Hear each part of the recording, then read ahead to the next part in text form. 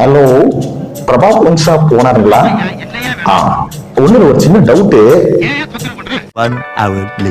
இந்த விஷயம் நம்ம கொஞ்சம் கரெக்டா கேட்டுக்கணும். ஏன்னா தெலுங்கு இண்டஸ்ட்ரியே வந்து கொஞ்சம் பாலகிருஷ்ணன் அவங்க மேல கொஞ்சம் கேங் இருக்கு. அதாவது அந்த மாதிரி நம்ம தலைவர் ஒரு சமாச்சாரம் பண்ணிருக்காப்ல. இந்த செவரனும் எத்தனை பேரை காவு வாங்க போதோ தெரியல. அதாவது நிறைய ஹீரோஸ் வந்து டூப்லாம் போடுறாங்க.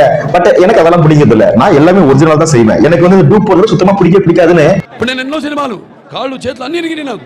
అందరూ అంటారు ఏ అవసరం సార్ మీకు?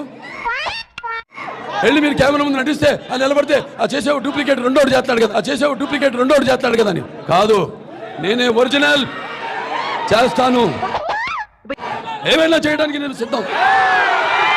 அதர் ஃபேன்ஸ் கிட்ட கொஞ்சம் ரொம்ப வளர்த்துக்கிட்டார் பாலகிருஷ்ணன் அவர்கள். சும்மா இருப்பாங்களா? அப்போ பகவந்த் கேசரியில இப்படி சர்வ சரிக்கு வராரு, அது யாரு நீங்களா அப்படின்னு ட்ரோல் பண்ணிட்டு இருக்காங்க. அப்ப எதுவுமே பண்ண மாட்டீங்களா? அதாவது தன்னை பத்தி புகழ்ந்து பேசலாம், ஆனா அதுக்கு மத்தவங்களை டாமினேட் பண்ணக்கூடாது. வர்த்தனகராக தெலுங்கு இண்டஸ்ட்ரியில